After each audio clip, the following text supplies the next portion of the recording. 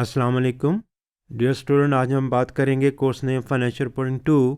आज का आईएस है IAS 40 investment properties. I am here Shuja Ali Khan. बात करेंगे आज यूनिट नंबर 7.1 पे। Focus today is a day on IAS 40 पे बात करेंगे, प्लस उसकी एप्लीकेशन पे भी आज ही बात करेंगे। Learning objectives 7.1 IAS 40 and application of IAS 40 investment properties. इसमें एक ही यूनिट होगा जो कि 7.1 होगा, जिसमें कि IAS को डिस्कस किया जाएगा। ना सिर्फ IAS को डिस्कस किया जाएगा 40 को, बल्कि उसकी एप्लीकेशन को भी हम डिस्कस करेंगे। तो वेरी सिंपल, IAS कि इन्वेस्टमेंट प्रॉपर्टीज़ की अकाउंटिंग ट्रीटमेंट क्या होगी और उसका डिस्क्लोजर क्या होगा। What is the objective IAS 40? Objective क्या है? IAS 40 investment property prescribes the accounting treatment and disclosure with respect to investment property. कि अकाउंटिंग ट्रीटमेंट कैसे करेंगे इन्वेस्टमेंट प्रॉपर्टी की और उसको कैसे डिस्क्लोज किया जाएगा। Accounting treatment with reference to financial statements and disclosures का नोट कैसे बनेगा इन्वेस्टमेंट प्रॉपर्टीज़ का। What is investment property? The investment property is a land. ये लैंड हो सकती है, आप बिल्डिंग भी हो सकती है, या उसका कोई पार्ट हो सकता है, और both. Held for following specific purposes to earn rentals or for capital appreciation or both as per IAS 40.5 paragraph number 5 IAS 40 कि आप जो भी लैंड परचेज़ करते हैं या बिल्डिंग कंस्ट्रक्ट करते हैं या परचेज़ करते हैं जिसका कि पर्पस रेंट आउट करना हो या कि उसको रिटेन करना हो फॉर कैपिटल एप्रिसिएशन, कि उसकी वैल्यू आने वाले दिनों में इंक्रीज़ हो, या बोथ, उसे हम इन्वेस्टमेंट प्रॉपर्टी कहते हैं। So the investment property is the land, a building और पार्ट ऑफ इट और both, held for the following specific purposes to earn rentals and for capital appreciation और both as per IAS 40.5। IAS का नाम है IAS 40.5 का मतलब उसका paragraph. तो लैंड और बिल्डिंग आपकी इन्वेस्टमेंट प्रॉपर्टी होगी जिसको कि आप रेंटल के लिए यूज़ कर सकते हैं या फॉर कैपिटल एप्रिसिएशन के लिए यूज़ कर सकते हैं। तो इन दो चीज़ों को आपने अपने जहन में रखना है कि अगर मैं कोई बिल्डिंग लेता हूँ कि उसको आगे रेंट आउट करूँगा, उससे अर्न करूँगा रेंटल्स, या उसको रखता हूँ उस लैंड को या बिल्डिंग को कि इसकी प्राइस आने वाले दिनों में इंक्रीज़ होगी, तो वो मेरी इन्वेस्टमेंट प्रॉपर्टी कहलाएगी। पर्पस मैटर करता है। Here the strong impact in on purpose. तो पर्पस को देखना पड़ेगा। If you hold a building और a land for any of the following purposes then it can not be classified as investment property. On the other hand, अगर आप इन purposes के लिए land और बिल्डिंग रखते हैं, होल्ड करते हैं, तो वो आपकी इन्वेस्टमेंट प्रॉपर्टी क्लासीफाइड नहीं होगी। नंबर 1, फॉर द प्रोडक्शन और सप्लाई ऑफ गुड्स और services, for administrative purposes. Number 2, और number 3 is for sale in the ordinary course of business. तो अगर पर्पज़ ये है कि आपने उस बिल्डिंग में प्रोडक्शन करनी है या सप्लाई ऑफ गुड्स और सर्विसेज करनी है बाय यूजिंग दैट बिल्डिंग, या कि आपने एडमिनिस्ट्रेटिव पर्पसेस के लिए उसे यूज़ करना है, या फिर आपने उसे सेल करना है in near future in the ordinary course of business, तो वो आपकी इन्वेस्टमेंट प्रॉपर्टीज़ नहीं होगी। तो याद रखिएगा इसको। If you are using your building और land for the first 2 purposes, जैसे कि बताया गया है कि प्रोडक्शन के लिए आपने कोई बिल्डिंग लैंड ली है, या सप्लाई ऑफ गुड्स सर्विसेज के लिए आपने ली है, या फॉर एडमिनिस्ट्रेटिव पर्पस के लिए ली है, तो अगर 2 फर्स्ट पर्पस हमने डिस्कस किए तो उसके लिए IAS 16 अप्लाई होगा, PPE, property plant and equipment. अगर आपने सेल करने के लिए बिल्डिंग या लैंड ली है इन द नियर फ्यूचर, तो उसके लिए आपके लिए, और रूटीन में आप उसको सेल करते हैं, ऑर्डिनरी कोर्स ऑफ बिजनेस में सेल करते हैं लैंड और बिल्डिंग को, तो उस पर IAS 2 इन्वेंट्रीज अप्लाई होगा। तो investment property to earn rentals और फॉर कैपिटल एप्रिसिएशन और बोथ IAS 40 अप्लाई होगा। यस, अगर production supply of goods services के लिए है, एडमिनिस्ट्रेटिव पर्पसेस के लिए है, या sale in the ordinary course of business के लिए वो लैंड बिल्डिंग, तो उसके लिए IAS 2 और IAS 16 अप्लाई किया जाएगा। इन्वेस्टमेंट प्रॉपर्टी IAS 40 अप्लाई नहीं किया जाएगा। एग्जाम्पल ऑफ इन्वेस्टमेंट प्रॉपर्टी क्या होगी? What specifically can be classified as investment property? Here is a couple of examples. Refer to IS 40.8 paragraph में एग्जाम्पल्स दी हुई हैं. अगर आप लैंड हेल्ड करते हैं as an investment for the long term capital appreciation, कि इसकी वैल्यू इंक्रीज़ होगी उस लैंड की, और for future undetermined use, that is you do not know yet what you will use it for, तो वो भी आपकी इन्वेस्टमेंट प्रॉपर्टी की कैटेगरी में क्लासीफाई किया जाएगा. However, if you buy a land and you intend to build some production hall for your own purposes sometime in the future, then this land is not an investment property. लेकिन अगर आपने कोई land bye की है और आपकी intention ये है कि आप आने वाले दिनों पे उस पर कोई प्रोडक्शन हॉल बनाएंगे, फैक्ट्री बनाएंगे, तो फिर वो लैंड जो कि वो इन्वेस्टमेंट प्रॉपर्टी की कैटेगरी में फॉल नहीं की जाएगी. अगर लैंड आपने हेल्ड की है as investment for long term capital appreciation, कि उसकी वैल्यू इंक्रीज़ होगी तो इन्वेस्टमेंट प्रॉपर्टी होगी. अगर आपने लैंड परचेज़ किया है, बाय की है, और आपकी इंटेंशन ये है कि आपने उस पर कोई फैक्ट्री कंस्ट्रक्ट करनी है इन फ्यूचर टाइम, तो वो आपकी लैंड जो होगी इन्वेस्टमेंट प्रॉपर्टी की क्लासिफिकेशन में फॉल नहीं करेगी. Any property that you actually construct और develop for future use as investment property. अगर आप रेंटल के लिए वो बिल्डिंग बनाना चाह रहे हैं तो वो आपकी इन्वेस्टमेंट प्रॉपर्टी की कैटेगरी में फॉल करेगी. Be careful here again, because when you construct a building for some third party, this is not an investment property. अगर आपने किसी और थर्ड पार्टी के लिए वो बिल्डिंग कंस्ट्रक्ट कर रहे हैं तो वो आपकी इन्वेस्टमेंट प्रॉपर्टी की कैटेगरी में फॉल नहीं होगा. But you should apply IS 11 construction contract और IFRS 15 revenue from contracts with customers. तो IS 11 अप्लाई होगा और या फिर IFRS 15 एप्लीकेबल होगा. When to recognise investment property, तो सेम रूल जो कि हम IS 16 में अप्लाई करते थे PPE में, वही रूल अप्लाई करेंगे इन्वेस्टमेंट प्रॉपर्टी की रिकग्निशन में, कि it is probable that the future economic benefits flow to the entity और the cost of the item can be measured reliably. अगर दो ये कंडीशंस फुलफ़िल हो रही हैं जो कि IS 16 में भी थी for the recognition of PPE property plant and equipment, तो आप उसको as an investment property recognise record कर सकते हैं. तो दो कंडीशंस कौन सी हैं? It is probable that the future economic benefit flow to the entity, कि उसका जो फ़ायदा होगा, इकोनॉमिक बेनिफिट होगा फ्यूचर में, वो प्रोबेबल है कि वो एंटिटी को मिलेगा, और उसकी जो कॉस्ट है of that item can be measured reliably. अगर ये दोनों कंडीशंस फुलफ़िल हो रही हैं तो आप इन्वेस्टमेंट प्रॉपर्टी को एसेट रिकॉर्ड बैलेंस शीट में कर सकते हैं.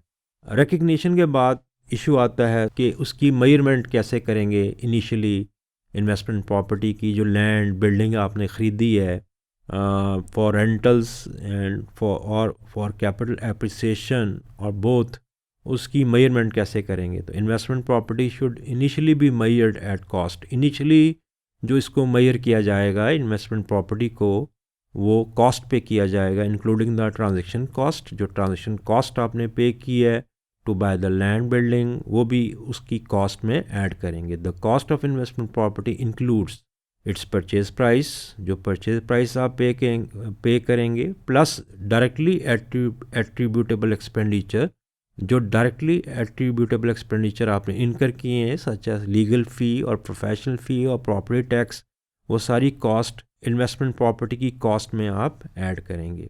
But you should not include, ये वाली कॉस्ट इन्वेस्टमेंट प्रॉपर्टी की कॉस्ट में शामिल नहीं होगी. स्टार्टअप एक्सपेंसेस व्हाटसोएवर शामिल नहीं होंगे. However if these startup expenses are directly attributable to the item of investment property, उस लैंड बिल्डिंग के लिए आपने अगर डायरेक्टली एट्रीब्यूटेबल हैं तो शामिल होंगे. लेकिन जनरल स्टार्टअप एक्सपेंसेस जो हैं वो इन्वेस्टमेंट प्रॉपर्टी की कॉस्ट में शामिल नहीं होंगे. नंबर 2, ऑपरेटिंग लॉसेस जो हैं वो इन्वेस्टमेंट प्रॉपर्टी की कॉस्ट का हिस्सा नहीं बनेंगे.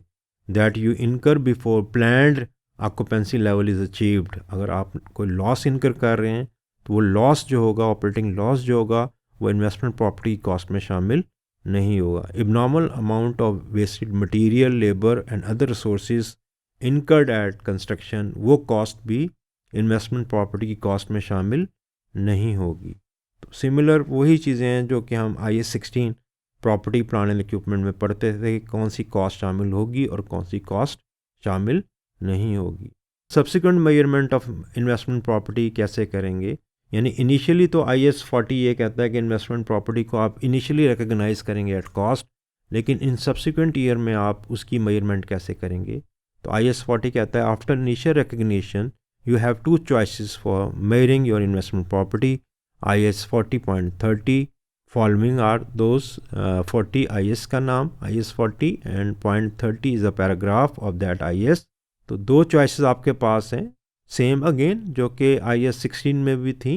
एक को हम कहते हैं कॉस्ट मॉडल और एक को हम कहते हैं रीवैल्यूएशन मॉडल, जबकि IAS 40 में जो है इसको हम कहते हैं कॉस्ट मॉडल और दूसरे को कहते हैं हम फेयर वैल्यू मॉडल। तो इन दो चॉइसेस में से आप कोई भी चॉइस यूज़ कर सकते हैं, या कॉस्ट पे आप एसेट को रिकग्नाइज कर सकते हैं सब्सिक्वेंटली भी, less accumulated depreciation, less accumulated impairment loss, या फिर दूसरी चॉइस आपके पास ये है कि आप फेयर वैल्यू मॉडल यूज़ कर सकते हैं, जैसे कि हम रीवैल्यूएशन मॉडल IAS 16 में यूज़ करते थे। Once you make your choice, जब आप चॉइस कर लें कि आया कि आपने कॉस्ट मॉडल पे जाना है इन सब्सिक्वेंट ईयर या फेयर वैल्यू मॉडल पे जाना है, you should stick to it. आपको फिर वही अप्लाई करना होगा अपनी तमाम इन्वेस्टमेंट प्रॉपर्टी के लिए, सेम मॉडल आपको यूज़ करना पड़ेगा। अगर आप कहते हैं आप फेयर वैल्यू मॉडल यूज़ करेंगे to account for the investment property, तो तमाम जो इन्वेस्टमेंट प्रॉपर्टीज़ हैं आपकी उन पे आप सेम मॉडल अप्लाई करेंगे, सेलेक्टिव बेस पे आप मॉडल अप्लाई नहीं करेंगे। हम ये नहीं कर सकते कि कुछ लैंड पे इन्वेस्टमेंट जो इन्वेस्टमेंट प्रॉपर्टी में फॉल करती हैं उसमें हम कॉस्ट मॉडल यूज़ कर लें और कुछ पे हम जो है वो फेयर वैल्यू मॉडल यूज़ कर लें। तो फिर मॉडल एक ही रहना चाहिए। Measurement, subsequent measurement of investment property, जैसे कि अभी हमने डिस्कस किया कि फेयर वैल्यू मॉडल यूज़ कर सकते हैं। फेयर वैल्यू मॉडल ज़रूरी नहीं कि रीवैल्यूएशन मॉडल अंडर IAS 16 के इक्वलेंट हो। ये बात याद रहे कि रीवैल्यूएशन मॉडल अंडर IAS 16 जो है वो थोड़ा सा मुख्तलिफ है as compared to fair value model in IAS 40। Revaluation model में तो आप जो सरप्लस होता था उसको हम क्रेडिट करते थे रीवैल्यूएशन सरप्लस में, और इसको after the equity part show करते थे पाकिस्तान कंपनीज ऑर्डिनेंस 1984 के मुताबिक, और IAS 16 के मुताबिक that is a part of equity. और इसके पैराग्राफ थे मेरा ख्याल है 32 से लेके 41 तक, जिसमें कि हम रीवैल्यूएशन मॉडल को डिस्कस करते थे और उसकी ट्रीटमेंट कैसे की जाएगी और कैसे करते थे, ये हमने सारा IAS 16 में डिटेल में डिस्कस किया। लेकिन इन्वेस्टमेंट प्रॉपर्टी में फेयर वैल्यू में जो भी इंक्रीज़ आएगी, फ़र्ज़ करें आपकी इन्वेस्टमेंट इन प्रॉपर्टी जो है वो इंक्रीज़ हो रही है, तो उस इंक्रीज़ को आप एक अलग अकाउंट में शो नहीं करेंगे, बल्कि इसको आप प्रॉफिट लॉस में रिकग्नाइज करेंगे, जो कि रीवैल्यूएशन मॉडल में नहीं किया जाता। Cost model the same one as पर IAS 16 कॉस्ट पे शो करेंगे इन्वेस्टमेंट प्रॉपर्टी को, cost less accumulated depreciation less accumulated impairment loss if any, the same one as in IAS 16। तो इनिशियल मेजरमेंट जो है वो एट कॉस्ट पे की जाएगी।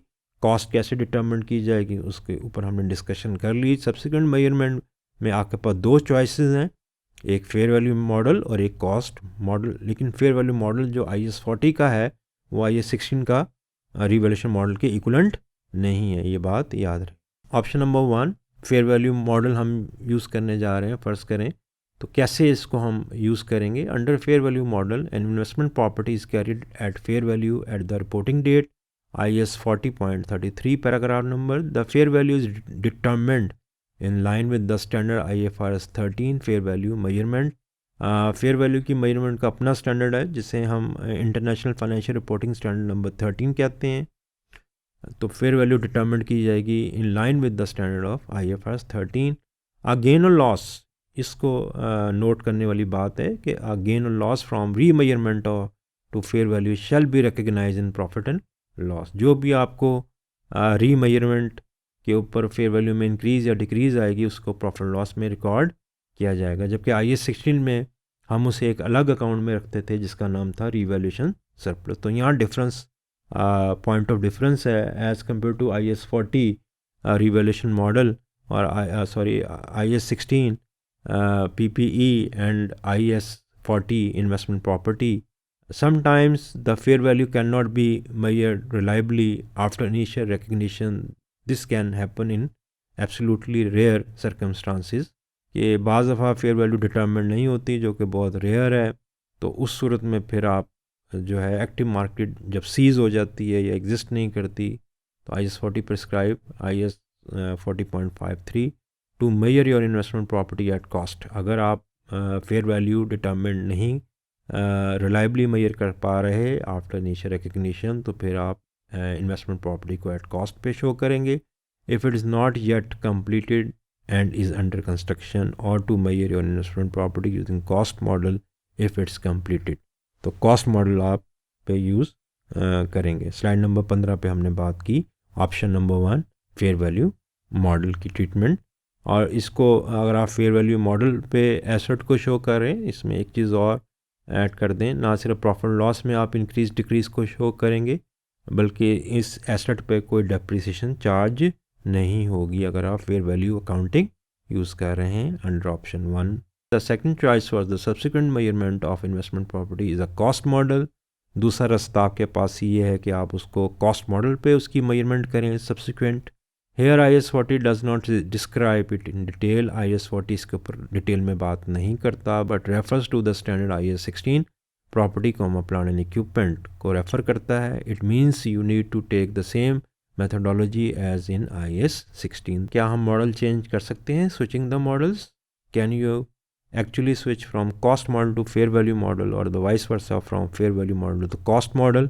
क्या हम कॉस्ट मॉडल से फेयर वैल्यू पे जा सकते हैं या फेयर वैल्यू मॉडल से कॉस्ट मॉडल पे जा सकते हैं? IS कहता है द आंसर इज़ यस, आप जा सकते हैं, but only if the change results in the financial statements providing better more reliable information about companies financial positions results and other events. अगर आप समझते हैं कि कॉस्ट मॉडल से फेयर वैल्यू पे जाने से आपकी प्रेजेंटेशन ज़्यादा बेहतर हो जाएगी, रिलायबल इंफॉर्मेशन हो जाएगी, तो बेटर रिजल्ट शो होंगे, तो आप कर सकते हैं, मॉडल को स्विच कर सकते हैं.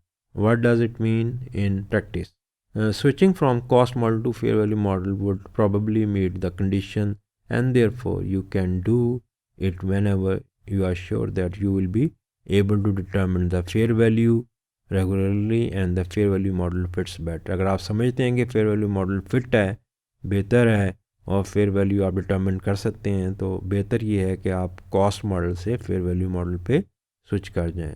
However, the opposite change switch from the fair value model to the cost model is highly unlikely to result in more reliable presentation. लेकिन अगर आप फेयर वैल्यू से स्विच करना चाहते हैं कॉस्ट मॉडल पे, तो वो इतना रिलायबल रिजल्ट नहीं प्रोवाइड करेगा. Therefore you should not really do it, and if really and for good reason. अगर आप समझते हैं कि गुड रीज़न की वजह से आप चेंज कर रहे हैं मॉडल को, तो कर सकते हैं, लेकिन रेयर चांस है. Transfer from and to investment property, कैसे आप एसेट को ट्रांसफ़र कर सकते हैं या फ्रॉम या टू इन्वेस्टमेंट प्रॉपर्टी. कि कुछ एसेट लैंड बिल्डिंग ऐसी हैं जो आप पहले as a owner occupied capacity में यूज़ कर रहे थे, अब उसका यूज़ आप चेंज कर रहे हैं, उसका पर्पस चेंज कर रहे हैं, तो उसकी क्लासिफिकेशन भी चेंज हो जाएगी और वो इन्वेस्टमेंट प्रॉपर्टी में शो होगी. या पहले आप उसे इन्वेस्टमेंट प्रॉपर्टी भी शो कर रहे थे, अब आप उसे सेल कर रहे हैं या प्रोडक्शन के लिए यूज़ कर रहे हैं उस लैंड बिल्डिंग को. तो जब उसका पर्पस चेंज होगा तो उसकी क्लासिफिकेशन भी चेंज हो जाएगी. When we speak about transfers related to investment property, we mean the change of classification. वही बात कि क्लासिफिकेशन अगर चेंज हो रही है, पर्पस चेंज हो रहा है, तो उसकी क्लासिफिकेशन भी चेंज होगी. For example, you classify building previously held as a property plant and equipment आप शो कर रहे थे under IS 16 to investment property under IS 40 show करना चाहते हैं, आप कर सकते हैं अगर उसकी पर्पस चेंज हो चुका है. The transfers are possible, but only when there is a change in use or asset purpose. For example, refer to IS 40.57. You start renting out the property that you previously used as your headquarter, transfer to investment property from the owner-occupied property under IS 16. तो अगर आप honour occupied property capacity में show कर रहे थे, अब आप उसे रेंट आउट कर रहे हैं, रेंटल के लिए यूज़ कर रहे हैं, तो उसका पर्पस चेंज हो गया. जब पर्पस चेंज हो जाएगा, उस लैंड और बिल्डिंग का, तो उसकी क्लासिफिकेशन भी चेंज हो जाएगी from IAS 16 to IAS 40। Then वो आपकी इन्वेस्टमेंट प्रॉपर्टी शो होगी। You stop renting out the building and start using it for yourself. Vice versa, आप पहले उसे रेंट आउट करते उस बिल्डिंग को, अब आप उसे अपने पर्सनल यूज़ के लिए यानी बिजनेस यूज़ के लिए यूज़ कर रहे हैं, फॉर प्रोडक्शन के लिए यूज़ कर रहे हैं, फॉर एडमिनिस्ट्रेटिव पर्पज़ के लिए यूज़ कर रहे हैं, तो फिर वो स्विच होगा, ट्रांसफ़र होगा फ्रॉम इन्वेस्टमेंट प्रॉपर्टी एज़ पर IAS 40 to IAS 16 PPE, property plant and equipment. Further, you held a land for undefined purpose and recently you decided to construct an apartment house to sell apartments when they are built. Transfer from investment property to inventories. आप चाहते हैं कि आप जो construction करें apartments की उनको cell कर दें। ऑर्डिनरी कोर्स ऑफ बिजनेस, आपका बिजनेस है उसको सेल करना, तो वो आपकी इन्वेंट्री एज़ पर IAS 2 के मुताबिक अकाउंट फॉर की जाएगी, ना कि वो IAS 40 के मुताबिक अकाउंट फॉर की जाएगी। What is the accounting treatment in this case? Question, it depends on the type of the transfer and the accounting choice for your investment property. ये डिपेंड करता है कि टाइप ऑफ ट्रांसफ़र क्या है, क्या PPE से इन्वेस्टमेंट प्रॉपर्टी में transfer की जा रही है या इन्वेस्टमेंट प्रॉपर्टी से PPE में ट्रांसफ़र की जा रही है, नंबर 1। नंबर 2, फर्दर कि अकाउंटिंग चॉइसेस कौन सी, जैसे कि अभी हमने डिस्कस किया कि आपकी अकाउंटिंग चॉइसेस 2 ही हैं, IAS 16 में भी 2 हैं और IAS 40 में भी 2 हैं। IAS 16 PPE में जो है वो कॉस्ट मॉडल है, रिवैल्यूएशन मॉडल है, जबकि IAS 40 में जो आपका अकाउंटिंग चॉइसेस हैं वो फेयर वैल्यू मॉडल है और कॉस्ट मॉडल है, तो फॉर सब्सिक्वेंट मेजरमेंट। लेकिन जो फेयर वैल्यू मॉडल है वो IAS 16 का रिवैल्यूएशन मॉडल नहीं है, थोड़ा सा स्लाइटली सा डिफरेंस है with reference to the treatment and to account for the revaluation surplus या fair value adjustment. If you opted to account for your investment property at cost model, then there is no problem with the transfers. You simply continue with what you did. अगर आप cost model ही use कर रहे हैं और IAS 16 से आप IAS 40 में transfer कर रहे हैं एसेट, तो फिर कोई प्रॉब्लम नहीं है। वो the same one, cost less accumulated depreciation less accumulated impairment loss, if any. What is accounting treatment in this case? Again, it depends on the type of transfer and the accounting choice for your investment property. If you opted to account for your investment property at cost model, then there is no problem with the transfer. You simply continue. However, if you picked up a fair value model, then it's a bit more complicated. When you transfer to the investment property, then the deemed cost is the fair value at the date of the transfer. Difference between the asset's carrying amount and its fair value is treated in the same way as revaluation under IAS 16. When you transfer to investment property, then the deemed cost is a fair value at the date of transfer. Difference between the asset carrying amount and its fair value is treated in the same way as a revaluation under IAS 16. When you transfer from investment property, then the deemed cost is also a fair value at the date of transfer. Revaluation fair value model, revaluation model से थोड़ा सा मुख्तलिफ है with reference to the again revaluation surplus and fair value adjustment on account of investment property. De-recognition of investment property, de-recognize कैसे करेंगे? The de-recognition rules क्या है? When you can remove your investment property from your books, कब आप उसको remove करेंगे? In IAS 40 are similar to the rules in IAS 16. जैसे हम IAS 16 में de-recognition करते थे कि एसेट की कैरिंग वैल्यू कैलकुलेट करेंगे और उस एसेट की कैरिंग वैल्यू में देखेंगे सेल प्रोसीड, अगर सेल प्रोसीड कैरिंग वैल्यू से ज़्यादा है तो गेन होगा, अगर सेल प्रोसीड कैरिंग वैल्यू से कम है तो लॉस होगा। You can derecognise your investment property in 2 circumstances. 2 condition है IAS 40.66 ऑन डिस्पोजल और when the investment property is permanently withdrawn from use and no future economic benefits are expected. You need to calculate gain or loss on disposal as per IAS 40.69 as a difference between the net disposal proceeds and the asset carrying amount. If the net disposal proceeds greater than the asset carrying amount, then there is a gain. If net disposal proceed is less than the carrying amount, it means loss. So gain or loss on disposal is recognized in profit and loss. तो same rule जो कि IAS 16 में हम PPE के बारे में पढ़ते थे, D recognition of investment property on disposal या फिर when permanently withdrawn from use, gain और लॉस जो भी होगा प्रॉफिट लॉस में आप बुक करेंगे, इसको याद रखें। Difference is equal to net disposal proceed minus carrying value, वो गेन और लॉस होगा जो कि प्रॉफिट लॉस में रिकग्नाइज किया जाएगा। डिस्क्लोजर्स क्या होंगे? IAS 40 investment property prescribes a lot of disclosures to be presented in the financial statement including the description of selected model, कि आप मॉडल कौन सा यूज़ कर रहे हैं, फेयर वैल्यू मॉडल यूज़ कर रहे हैं या कॉस्ट मॉडल यूज़ कर रहे हैं। How the fair value was derived, fair value कैसे ड्राइव की गई उसके बारे में आप बताएंगे। What is the classification criteria for investment property, और क्लासिफिकेशन क्राइटेरिया क्या है। Movement in the investment property in the reporting period, कि मूवमेंट क्या है इन्वेस्टमेंट प्रॉपर्टी की, एडिशन डिस्पोजल क्या है, वो आप शो करेंगे इसके नोट में in the form of disclosure. और इसके लिए आप पैराग्राफ नंबर 40.74 को आप देख सकते हैं। The last one is illustration, a simple application of IAS 40, क्योंकि ये स्टैंडर्ड लेंथी नहीं है तो इसकी एप्लीकेशन भी इजी है। और एप्लीकेशन करते हुए एक बात याद रहे कि जो मॉडल है वो आप कौन सा यूज़ करेंगे। आपके लिए दो मॉडल हैं, एक कॉस्ट मॉडल है। कॉस्ट मॉडल फंक्शन करता है in the same way as IAS 16, cost less accumulated depreciation less accumulated impairment loss, जबकि फेयर वैल्यू मॉडल में आप फेयर वैल्यू एडजस्टमेंट डालेंगे at the end of the each reporting period, अगर आप fair value reliably measure कर सकते हैं। ना सिर्फ फेयर वैल्यू की एडजस्टमेंट डलेगी through profit loss, rather a separate account as in the case of IAS 16। और फर्दर अगर आप फेयर वैल्यू मॉडल यूज़ कर रहे हैं तो उस एसेट को फिर आप डेप्रिशिएट उस पर डेप्शन चार्ज नहीं करेंगे। तो देखते हैं इलस्ट्रेशन, देखते हैं।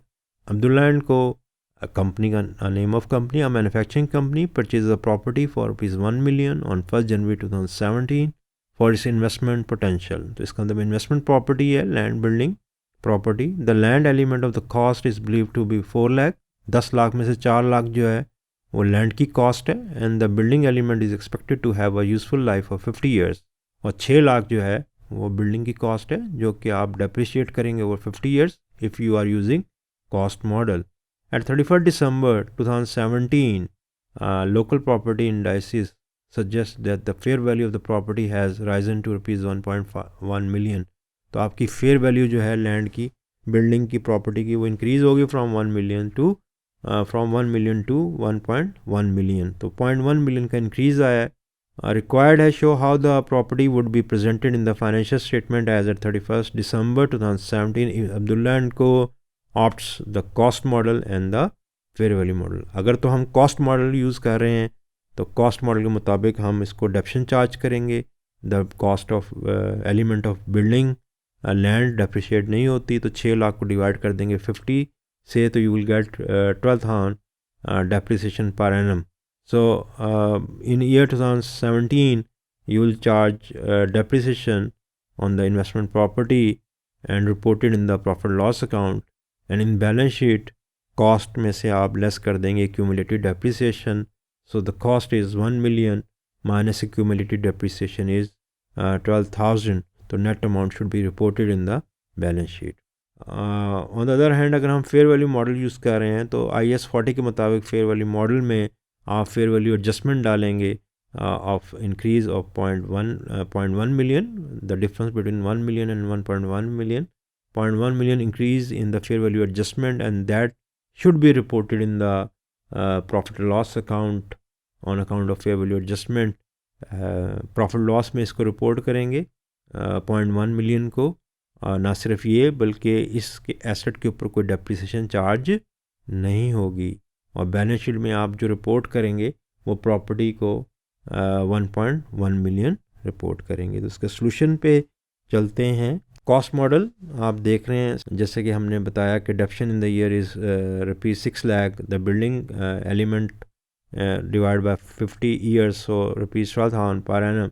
So therefore in the statement of profit and loss there will be a deduction charge of ₹12,000। In the balance sheet the property will be shown at a carrying value of ₹1 million minus 10 lakh minus 12,000, 9,88,000। आप land को अलग show कर सकते हैं, building को अलग show कर सकते हैं। बिल्डिंग की कॉस्ट 6 लाख में से आप ये लेस कर सकते हैं। दिस इज़ कॉस्ट मॉडल, जैसे कि हमने डिस्कस किया। फेयर वैल्यू मॉडल अगर हम यूज़ करते हैं तो उसके लिए in the statement of financial position the property will be shown at its fair value of ₹1.1 million। In profit loss, the difference between 1.1 million and 1 million, 0.1 million adjustment representing the fair value adjustment and reported and shall be and should be and must be reported in the profit or loss account gain. And further आप अगर fair value model use कर रहे हैं तो उस asset के ऊपर फिर आप कोई डेप्रिसिएशन चार्ज नहीं करेंगे. तो very simple standard about IAS 40 investment property, land building held for rentals और फॉर कैपिटल एप्रिसिएशन और बोथ इज़ इन्वेस्टमेंट प्रॉपर्टी. और उसकी मॉडल चॉइसेस दो ही हैं आपके पास. एक कॉस्ट मॉडल जो कि फंक्शन करता है under IAS 16 property plant and equipment, और फेयर वैल्यू मॉडल जो कि लिटिल बिट डिफरेंट है revaluation model as per IAS 16. तो ये दो बातें आपने याद रखनी है classification of investment property IAS 40 के बारे में, कि क्लासिफिकेशन कैसे करेंगे, प्रेजेंट कैसे करेंगे और प्रॉफिट लॉस में उसे कैसे रिपोर्ट करेंगे. Very simple. अपना ख्याल रखिएगा. अल्लाह हाफिज़. शुक्रिया.